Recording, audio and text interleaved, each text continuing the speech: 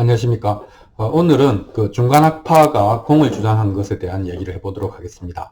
그 붓다 인멸 후에 뭐 이어지던 뭐 초기 불교, 근본 불교가 이제 100년 후에 이제 본격적으로 분열하면서 부파 불교 시대가 되었고, 이때 부파 불교 시대 때 이제 청정도론으로 대표되는 이 법이 뭔가, 법을 어떻게 설명하고 전달할 것인가에 대한 연구가 많이 이루어졌고, 다양한 성과들이 있었습니다. 그런데 그 부파불교 시대 500년을 보내고 나서 붓다 후 한 700년쯤에 또는 600년쯤에 대성불교 운동이 이제 일어났는데, 대성불교 운동은 이제 크게 보면은 이제 하나는 이 상자부 이 부파불교가 독점했던 불교를 좀 대중에게 돌려주자 하는 것이 또 하나고, 또 하나는 부파불교가 너무 이제 이론적으로 철학적으로 파고든 것, 그리고 거기서 자칫 붓다의 원 의도를 외워갈 수 있는 것, 뭐 이런 것들에 대해서 좀 바로잡자, 뭐 이런 생각도 있었던 것 같습니다. 대성불교에서 이제 크게 보면은 이제 신앙적인 측면과 논리적인 측면이 있는데, 이론적인 측면에서 중간학파, 용수의 중간학파와 저번에 얘기했던 바수반두의 유식학이 이론적으로는 굉장히 중요한 초석을 놓았다, 이렇게 이야기할 수 있겠습니다. 오늘은 중간학파의 대표자인 용수가 공을 어떤 맥락에서 주장했는지를 이제 알아본 시간을 가지도록 하겠습니다. 이건 한 두세 번 하게 될지도 모르겠습니다. 그 무아론이 이미 이제 있는 거 아닙니까? 그죠?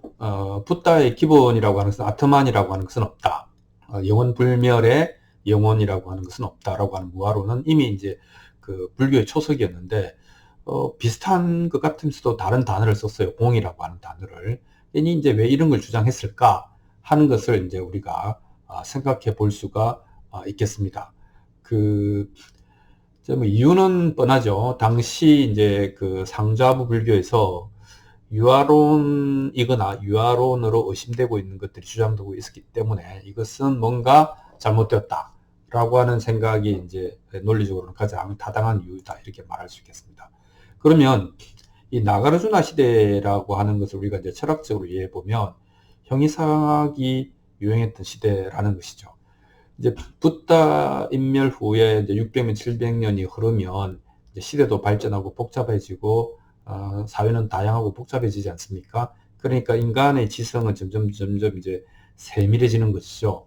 이제 그 말은 뭐냐면 이제 붓다는 인간의 길을 제시했지만 인간의 길이 이제 굉장히 세분화되면서 소위 철학적 논의들이 이제 피해갈 수 없는 이제 문제가 됩니다. 그러니까 붓다 시대 때는 이런 건 안 중요했잖아요. 뭐 예를 들면 시간이 뭐냐, 공간이 뭐냐, 뭐 영원하냐, 한계가 있냐, 사람 죽으면 어떻게 되냐, 깨달은 사람은 죽어서 어떻게 되냐, 그리고 물질이라고 하는 것은 뭐냐, 있냐 없냐, 그리고 원인과 결과라고 하는 것은 무엇이냐, 이런 것들이 있느냐 없느냐, 또 이런 것들 어떻게 작동하느냐, 그리고 우리는 어떻게 이런 것들을 인식할 수 있느냐 하는 것들은 전부 철학적인 문제인데, 사실은 붓다는 그 시대에 14무기라 그래갖고 그런 얘기는 유익하지가 않다. 네가 괴로움에서 벗어난데 유익하지가 않다라고 하는 것으로 말 자체를 안 했습니다. 말을 안 했고, 당연히 이제 그리고 이제 그 아트만이라고 하는 것은 부정했고, 뭐 요런 정도로 이제 대표할 수 있겠는데, 이런 이제 그러나 붓다는 가고 없고 600년이 흘렀고, 그 시대는 이런 질문들에 대해서 어떤 형태로든지 그럴듯한 합리적인 대답을 하지 않으면 안 되는 이제 사상 경쟁의 시대에서 이제 불교는 어떻게 할 것인가의 문제가 있었던 것이죠. 이제 주로 이제 이것은 인과율, 원인과 결과의 문제를 둘러싸고 벌어졌습니다. 그러니까 원인과 결과라고 하는 것이 원인이 진짜로 있는 거냐 없는 거냐, 만약에 있다면 그것은 안에 있는 거냐, 밖에 있는 거냐, 이런 인과관계가 이제 문제가 되었던 것이고, 불교도들도 여기에 어떤 형태로든지 대답해야 되는 것이었죠. 그래서 이제 설일체 유부 같은 데서는 하나의 그 파벌 중에 하나인데, 아주 그 북쪽, 인도 북쪽에 이제 유력한 파벌 중에 하나인데, 이제 우리가 이제 불법을 설하기 위해서 뭐 이제 그 부처님이 이야기한 일체가 있잖아요. 뭐 육처, 그 다음에 그 12개, 18개 이런 것들에 대해서 이걸 더 세분해서 분류하고 구분했는데, 문제는 이 법을 이제 구분하고 분류하고 사용하기 위해서는 이제 뭐 결합시켜 가지고 또 분해도 하고 이렇게 하기 위해서는 서로 구분되는 고유한 성질을 가진 어떤 실체로 인정해서 설명하기 시작했습니다. 그러니까 무아는 맞는데, 아는 무아가 맞는데, 아를 구성하는 내 4대, 외 4대, 지수화풍, 지수화풍이죠. 또는 수상행식이라고 하는 정신, 마음과 마음에 수반되는 여러 가지 작용들, 뭐 이런 안과 밖의 또는 물질적, 정신적 그런 요소들을 75개로, 물론 그 72개는 이제 유의법, 나머지 3개는 뭐 무의법 이렇게 했지만, 어쨌든 75가지로 구분되는 법을 놓고 그거를 분해 결합해 가면서 속성을 설명하고 하는 과정에 이 법들은 과거, 현재, 미래를 통해서 실제로 있다 라고 이제 논리를 전개한 겁니다. 근데 이제 그 나가르주나가 보기에는 굉장히 위험한 논리다, 아닌 것 같다, 이렇게 생각한 것이죠. 실제로 이거는 이제 뭐 여러분이 설명하려는 것은 아니고, 설일체 유부가 굉장히 치밀하게 소위 이제 우리가 인식하고 활용할 수 있는 법을 이렇게 뭐 이 색법, 심법, 심소법, 불상응행법, 무위법 이렇게 해서 75가지를 이렇게 만들어 놓고, 여기 보면 뭐 아니비설신이라고 하는 오온 12처 18개를 잘 벗어나지 않습니다. 그러나 이렇게 여러 가지 이제 세밀한 법의 숫자를 설정해 놓고 이걸 가지고 이제 그 무아를 설명했다, 이렇게 말을 할 수가 있겠습니다. 시대적인 발전일 수도 있지만, 그러나 어떤 것들은 이런 것들을 받아들이는 것 자체가 붓다의 근본적인 교설을 부정하는, 원하든 원하지 않든 부정하는 결과를 낳기도 하기 때문에 이런 부분을 용수가 문제 삼았던 것 같습니다. 나가라주나가 이제 그 설일체 유부의 주장을 논박을 했는데, 설일체 유부에서 이제 기본적으로 이런 생각을 하지 않았습니까? 이제 그 자성이 있다, 자성이 있다 이렇게 생각했잖아요.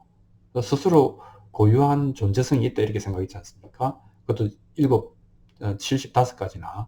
그래서 근데 아까 이야기한 것처럼 붓다는 모험을 이루고 있는 내 4대뿐만 아니고 외부 세계, 외 4대 또한 무하다, 실체가 없다라고 분명하게 선언을 했거든요.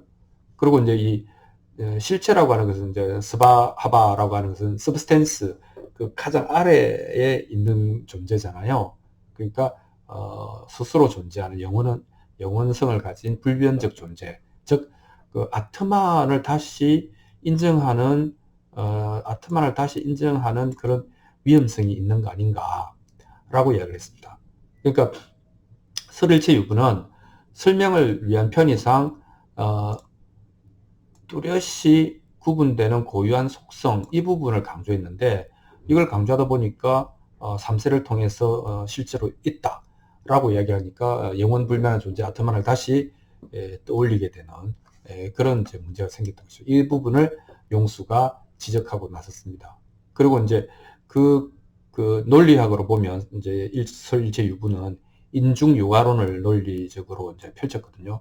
원인 안에 이미 결과가 들어가 있다, 원인과 결과는 하나다, 이렇게 보는 것이죠. 그러면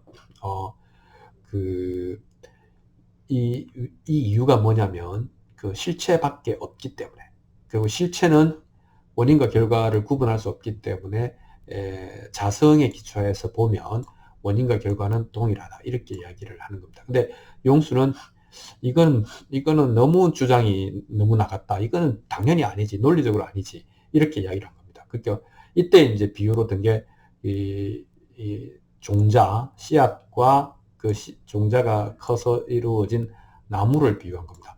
종자와 나무가 같은 거냐 다른 거냐. 그러니까 설일체 유부는 종자와 나무는 같은 거야, 이렇게 말을 한 것이죠. 근데 용수는 말도 아니다. 종자는 종자고 나무는 나무고 서로 연결되어 있지 않다. 이렇게 이야기를 하는 것이죠.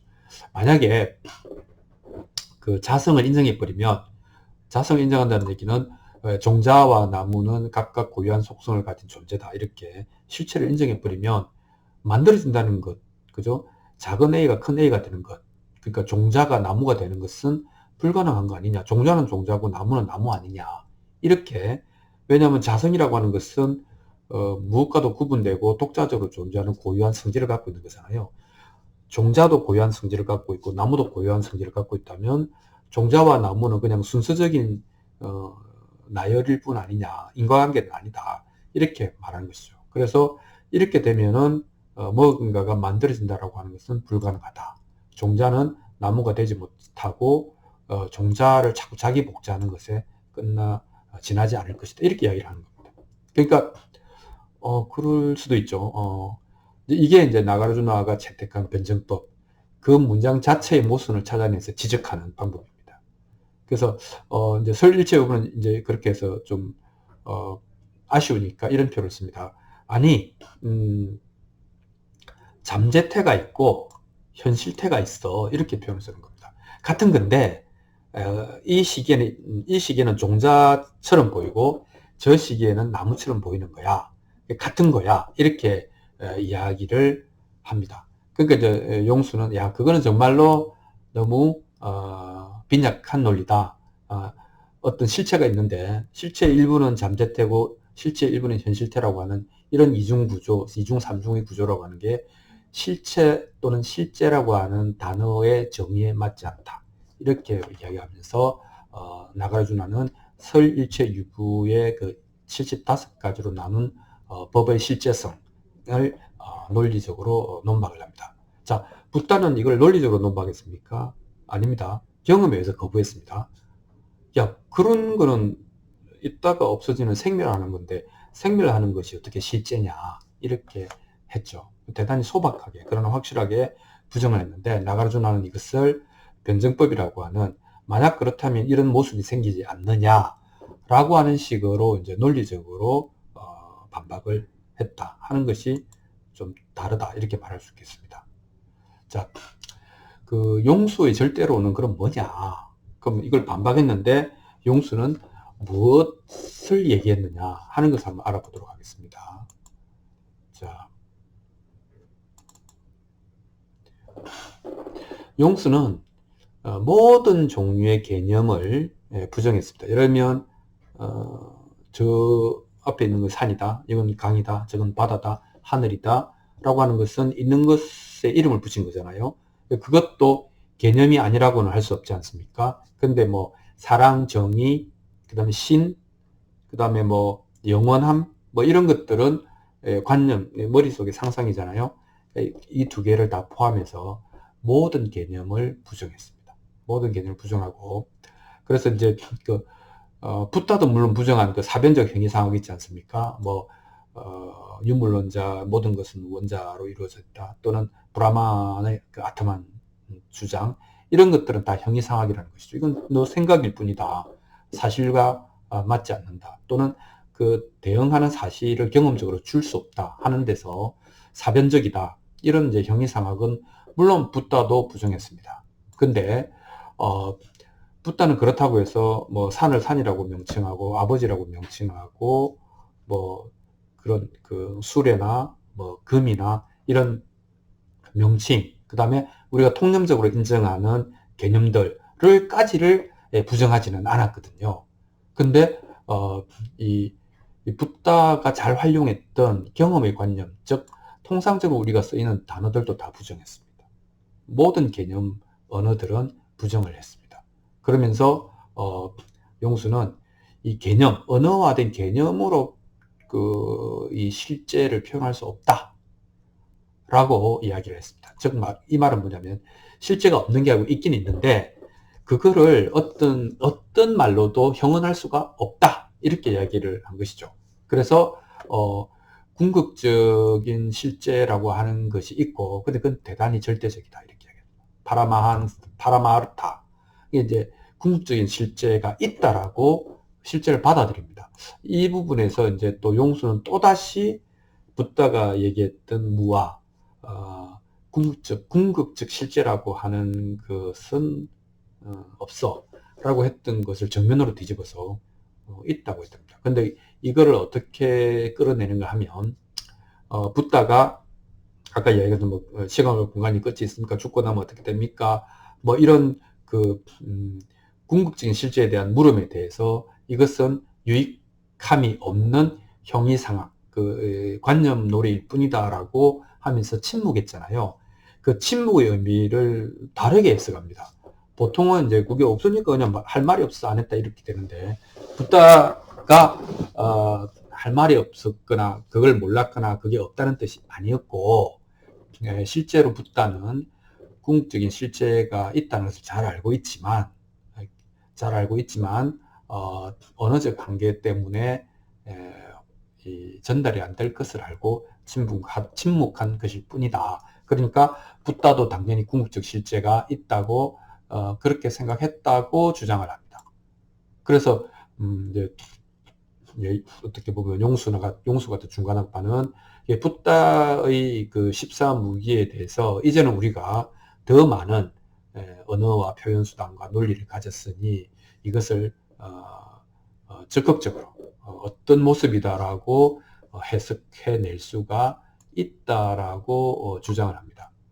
그러면 이제 이 주장이 정말로 이제 붓다가 뭐 그런 의미로도 우리가 이해해도 될까, 받아들여도 될까라고 이제 그 맥락을 따져봐야 되겠죠. 그래서 한번 따져보겠습니다. 이제 용수는 개념은 부정하고 그러나 개념으로 도저히 도달할 수 없는 절대적인 실제가 있다 이렇게 말을 해버렸잖아요. 사실은 이게 이제 아트만 사상과 뭐 어떻게 다르냐 하는 것에 대해서는 논란이 일어날 수밖에 없습니다. 그리고 용수는 그 해석의 권능을 붓다가 말하지 않았기 때문에 우리는 그 말을 해석할 권리를 갖는다라고 이야기를 했죠. 사실은 어떻습니까? 첫 번째는 붓다는 경험 밖의 실제를 부정하면 확실하죠. 그러니까 우리가 경험할 수 없는 것을 가지고 경험할 수 없는 것을 공유도 불가능하지 않습니까? 논의하기도 어렵지 않습니까? 불가능하지 않습니까? 이걸 가지고 주장을 하면 어떻게 되느냐? 그거는 어떤 이데올로기이거나 아니면 뭐 필요에 의해서 어떤 개인의 욕망을 가지고 하는 말일 뿐이니까 의미가 없다. 우리는 그걸 가지고 우리의 괴로움을 벗어나는 데 쓸 수가 없다. 이렇게 했죠. 그래서 또 이제 그 하나는 이 실제에 대해서 이런 모습 저런 모습 이게 어떻게 보면 썰이죠. 그 어떤 우주관 세계관 존재론을 주장하는 사람들을 보통 우리가 형이상학자들이라고 하는데 이 사람들이 순수하지 않다고 본 겁니다. 왜냐하면 있는 그대로를 말하는 게 아니지 않냐. 그러니까 어떤 경향성을 갖고 있다. 자기 나름대로의 어떤 생각에 또는 욕망에 기초한 이 편향, 바이어스를 가지고 이야기를 하는 것이기 때문에 건강하지 않다. 사람을 잘못된 길로 이끌어갈 수가 있다. 이렇게 이야기를 하는 것이죠. 그래서 이제 사실은 붓다는 모든 세계관, 우주관 같은 이런 썰을 하나 이데올로기, 자기 그냥 단순히 팩트가 아닌 주장으로 봤습니다. 그러면 이제 당연히 이제 그럼 붓다 당신이 생각하는 팩트는 뭔데요? 이렇게 이야기를 할 거잖아요. 그래서 이제 그 붓다가 대신 이제 제시한 게 바로 연기법입니다. 이 현상이라고 하는 것은 환상도 아니고 또 유물론자들이 이야기하는 것처럼 이 우연의 그 소산도 아니다. 분명히 이것이 있으면 저것이 있고 인과 영과 과로 이루어지는 하나의 의존해서 발생하는 조건 발생하는 인과율이 분명히 존재한다라고 대안을 제시를 했죠. 나는 현상을 이렇게 본다 라고 하고 그 다음에 조금 더 나아가서 이 영지법이라고 하는 것이 현상을 지배하는 이제 이론이다 또는 현상을 지배하는 원리다라고 하는 것은 뭐 내가 깨달았든 못 깨달았든 내가 발명한 것도 아니고 그냥 세상은 이렇게 굴러가는 것이다. 적어도 우리 현상계는 이렇게 전개되는 것이다. 라고 이제 이야기를 했죠. 못을 딱 박았죠. 그러니까 용수의 말처럼 붓다가 어떤 절대불변의 어떤 형이상학적인 궁적 실제를 알고는 있었는데 이게 그때 당시에 용어로는 표현하기 어려워서 말을 안 한 거다라고 하는 게 아니고, 붓다는 그러면 뭐냐라고 하는 부분에서 연기법을 정확하게 제시하면서 이것은 이 현상을 이렇게 설명한다라고 대안을 제시를 한 것이죠. 그러니까 붓다가 경험 밖의 실제를 인정했다라고 하는 말은 조금 말이 안 된다, 이렇게 이해할 수 있겠습니다. 두 번째는 이제 붓다와 용수의 차이점인데요. 그 붓다가 이제 그 아트만을 부정했을 때, 즉 그 궁극적인 실제 또는 행위상학적인 관념을 부정했을 때, 이 용수처럼 만약에 그렇다면 이런 것들 때문에 모순이 되지 않느냐라고 하는 논리를 쓰지를 않았습니다. 뭐라고 했는가 하면, 그러한 주장은 우리가 경험할 수 없지 않냐, 그 경험을 서로 나눌 수도 없고 공감할 수도 없다, 그렇게 이야기하면서 이걸 경험에 기초해서 부정을 했거든요. 근데 이제 용수는 이제 변증법으로 논리적으로 아까 이야기한 것처럼 만약에 실제가 있다면 생성은 불가능하다. 그러니까 종자의 실제가 있고 나무의 실제가 있다면 종자가 실제가 되는 것은 불가능하다. 왜냐하면 영원한 것은 변할 수 없으니까. 뭐 이런 식으로 거기에 내재한 논리적인 난점들을 지적하면서 반박을 했던 것이죠. 이게 이제 용수의 방법이고, 붓다는 그게 아니고, 아니, 그걸 어떻게 경험할 수 있어? 경험할 수 없는 것에 대해서 말하는 것은 위험해. 혹은 나쁜 의도가 있을 수도 있어. 이렇게 이제 얘기를 한 것이죠. 그래서 궁극적인 실제나 이 형이상학을 부정한 방법이 다르다라고 말을 할 수가 있겠습니다. 두 번째는 용수의 방법론 중에 이제 가장 이제 심각하게 어떻게 보면 좀 많이 나갔다, 잘못 나갔다 생각되는 게, 초기 불교는 초월적이고 초경험적인 무슨 말로 표현할 수 없는 실체나 실존, 즉 아트만이죠. 이런 것들을 말을 하지 않았지 않습니까? 부정했지 않습니까? 근데 용수는 변증법을 통해서 그 설일체 유부가 말하는 이 각종 75개의 법들이 실제로 존재한다라고 하는 것을 논박한 데서 그치지 않고, 그러면 뭐냐라고 했을 때 붓다는 뭐라고 했습니까? 연기법을 제시하지 않았습니까? 근데 용수는 이 현상들을 설명할 때 연기법을 쓰지 않았습니다. 그건 뭐냐면, 이 개념이라고 하는 것은 그 실체를 가리는 하나의 그 덮개 같은 거라서, 실체라고 하는 것은 우리 어떤 단어로도 표현할 수 없는 영원한 실제다. 그래서 절대적인 실제가 있다. 근데 우리는 그건 절대로 말로 표현 못한다. 이렇게 구조를 잡았습니다. 그렇게 해서 절대론을 내세웁니다. 그래서 절대론이라고 하는 것은 초월적이고 초경험적, 인간이 경험할 수도 없고 언어로 표현할 수도 없는 실체가 있다라고 하는 것이죠. 그렇게 이제 절대론을 가지고 이 무아론이라고 할까, 붓다의 이때 붓다의 무아론은 사실은 이제 아트만이잖아요. 아트만 아니다. 즉 궁극적인 영원 불변하는 영혼이라고 하는 존재는 없다. 이렇게 이제 이야기를 했는데, 그래서 영원 불변하는 존재는 없는데 공이라고 하는 그 절대적인 어떤 뭔가 있을 것 같은 실제는 있다, 이렇게 말을 해버린 것이죠. 그래서 너무 많이 나갔다, 이렇게 이야기를 할 수 있겠습니다. 자, 오늘 정리하자면 대성불교의 용수는 상좌부 불교의 법이 실제로 존재한다라고 하는 것을 부정했습니다. 그래서 그 부정 자체는 붓다의 무아서를 다시 이제 되살렸다, 이렇게 말을 할 수 있지만, 그러나 그 과정에서 절대로를 갖고 옵니다. 정확하게는 실제는 말로 표현할 수 없고 전달될 수도 없어 라고 말하는 초월적인 실제를 도입함으로써 뭔가 이상한 이론이 되어가기 시작한다 라고 이야기를 하겠습니다. 다음 시간에는 그렇다면 이 용수의 절대론, 이 공이라고 하는 개념은 정확하게 어떤 식으로 설명하고 있는지 공을 한번 살펴보도록 하겠습니다. 오늘은 여기까지 하겠습니다. 고맙습니다.